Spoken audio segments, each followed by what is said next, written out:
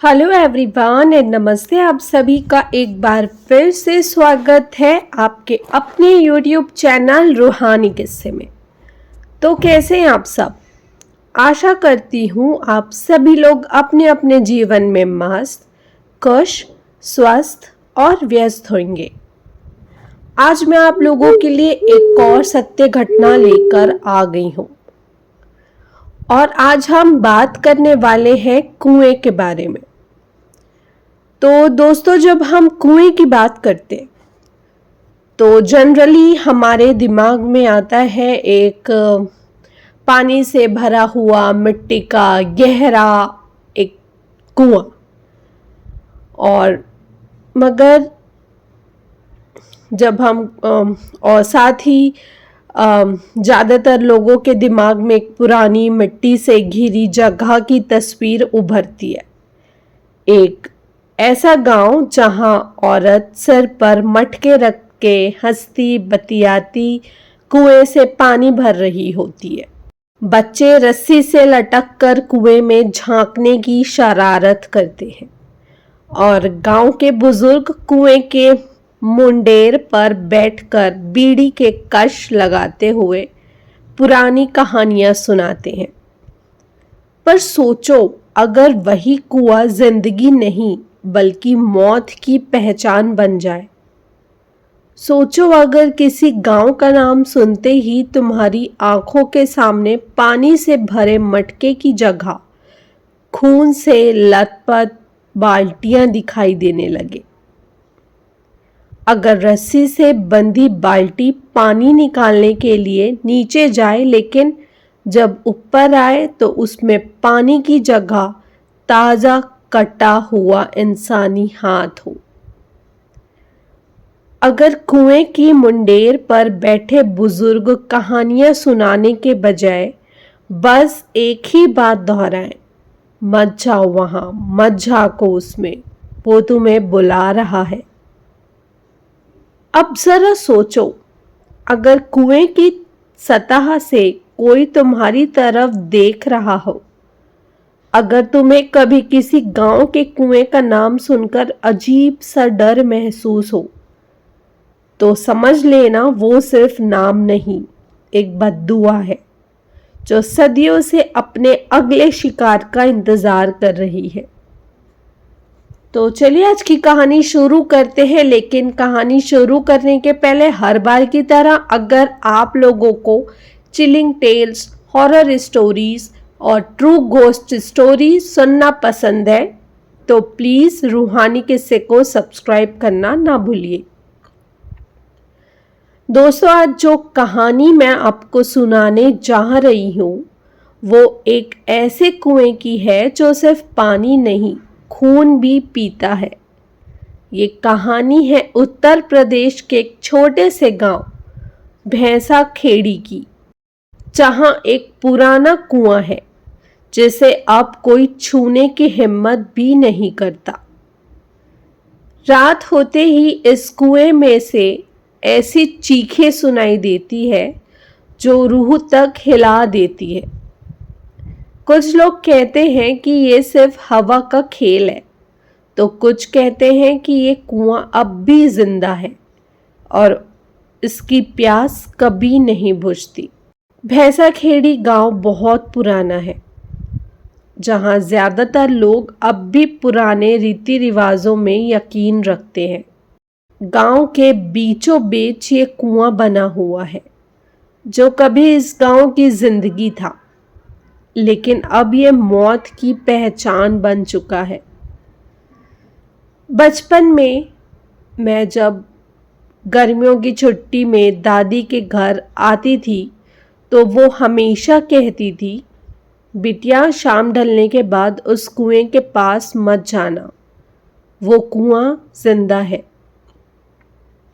तब ये बस एक डरावनी कहानी लगती थी, लेकिन जैसे जैसे बड़ी हुई ये कहानी मेरी हकीकत बन गई। गांव के एक लड़के रवि ने इस डर को झूठ मानकर कुएं की सच्चाई जानने की ठानी। एक रात जब सब सो रहे थे, वो अपने दोस्तों के साथ कुएं के पास पहुंचा और हंसते हुए बोला, अरे कुछ नहीं होता, ये सब मनगढ़ंत बातें हैं।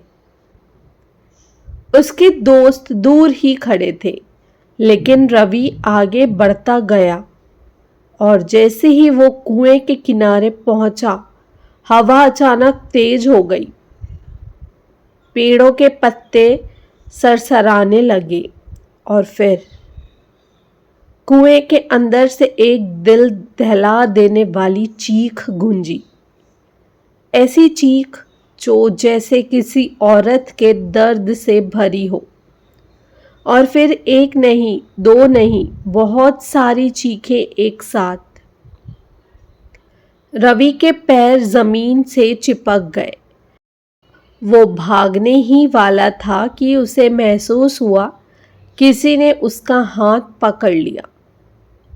ठंडे गीले हाथ जो धीरे धीरे उसे कुएं की तरफ खींच रहे थे। उसके दोस्तों ने जोर से चीख कर उसे होश में लाने की कोशिश की, लेकिन रवि की आवाज जैसे गले में ही अटक गई। अचानक एक और भयानक चीख गूंजी और रवि जमीन पर गिरकर बेहोश हो गया। जब उसके दोस्त उसे घर लेकर आए तो सबने देखा उसके कपड़ों पर खून के छींटे थे, लेकिन वो खून आया कहाँ से? कुएं में तो पानी तक नहीं था।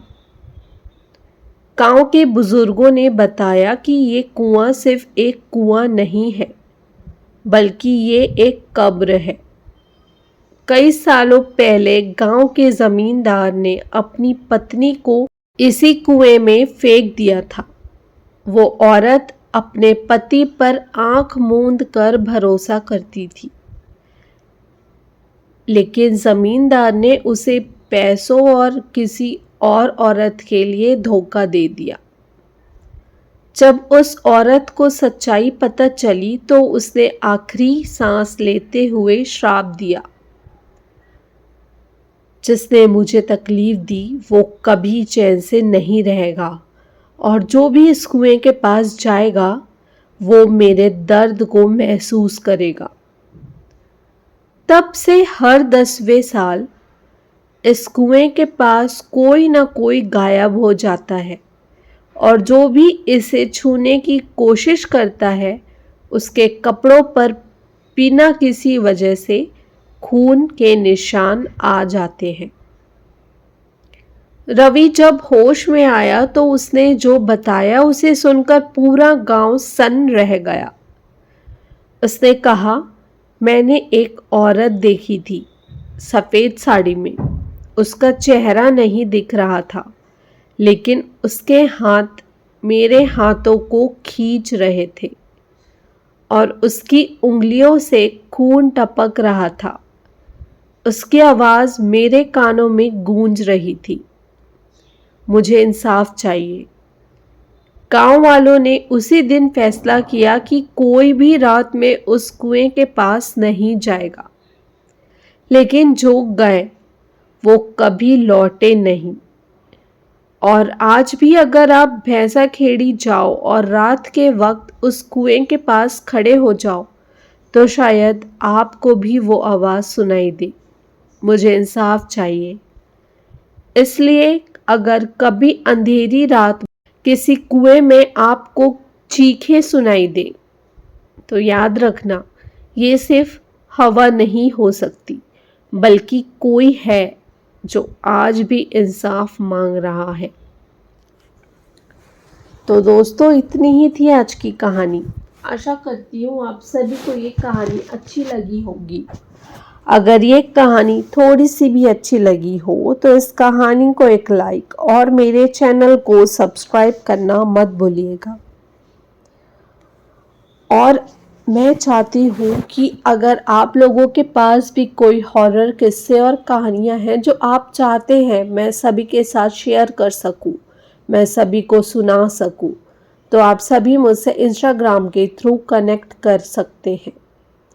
मेरे इंस्टाग्राम के पेज का लिंक मेरे यूट्यूब चैनल के डिस्क्रिप्शन में मेंशन है और मैंने कमेंट बॉक्स में भी पिन करके रखा हुआ है। तो चलिए आप सभी लोगों से कल फिर से मुलाकात होगी एक और कहानी के साथ, एक और किस्सा लेके। तब तक के लिए bye bye, take care and thank you for watching.